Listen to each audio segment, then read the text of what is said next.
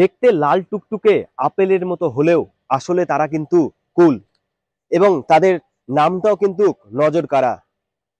ভারত সুন্দরী বা miss India নামেই পরিচিত এই কুল দক্ষিণ দিনাজপুর জেলার বালুরঘাট ব্লকের লক্ষ্মীপুর এলাকায় প্রায় 2 বছর ধরে চাষ করে চলেছেন বিকাশ মণ্ডল ও তার ছেলে অভিজিৎ মণ্ডল। এবং এই কুল চাষ করে তারা কিন্তু লাভের মুখ দেখছেন, এবং তার পাশাপাশি যারা তাদের কাছে পাইকারি নিয়ে যায় বিক্রেতা, তারাও কিন্তু একটা বিরাট লাভের মুখ দেখছেন। প্রায় 1.5 বিঘা জমির ওপরে এই কুল চাষ করেছেন বিকাশ মণ্ডল। 65টি গাছ রয়েছে এই কুলের গাছ। কুল চাষ করেছেন, এই কুলটার নাম কি এবং কতদিন ধরে করছেন? এই কুলটার নাম হলো ভারত সুন্দরী আর কি, যাই হোক মিস ইন্ডিয়া বলে পরিচিত আর কি।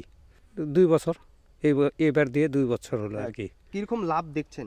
লাভ আছে, মোটামুটি ভালোই আছে, খারাপ নেই।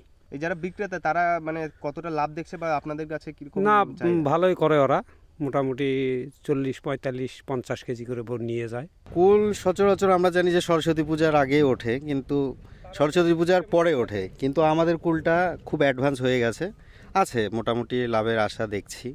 খরচা গাছ তো পুরো কেটে দেওয়ার পর থেকে পরিচর্যা শুরু হয়ে যাবে, একদম পুরো গাছ ছোট থেকে ছেটে দেওয়ার পরে সার বীজ দিয়ে তো এইরকম করে তৈরি করা হয়েছে। তাছাড়া তো খরচাও আছে, লাভের আশাও আছে। এটা কি চারা গাছ আপনারা নিজেরাই করেন? না, চারা গাছ আমরা নিজেরা করি না, কিনে নিয়ে আসতে হয়? হ্যাঁ, কিনে নিয়ে এসছি। সচরাচর আমরা জানি যে সরস্বতীর পুজোর পরেই কুল বাজারে ওঠে, কিন্তু এই কুল সরস্বতী পুজোর অনেকটা আগেই কিন্তু বাজারে চলে এসেছে এবং দেখতেও নজর কাড়ছে মানুষের। আগামী দিনে তিনি আরো অনেক বেশি আকারে এই কুল চাষ করবেন বলে তিনি জানিয়েছেন, এবং এলাকার মানুষ এই কুল চাষের ফলে কিন্তু একটা নতুন দিশা দেখতে পাচ্ছে। আমার শহর বালুরঘাট থেকে সুমন ভৌমিক, কলকাতা টিভি।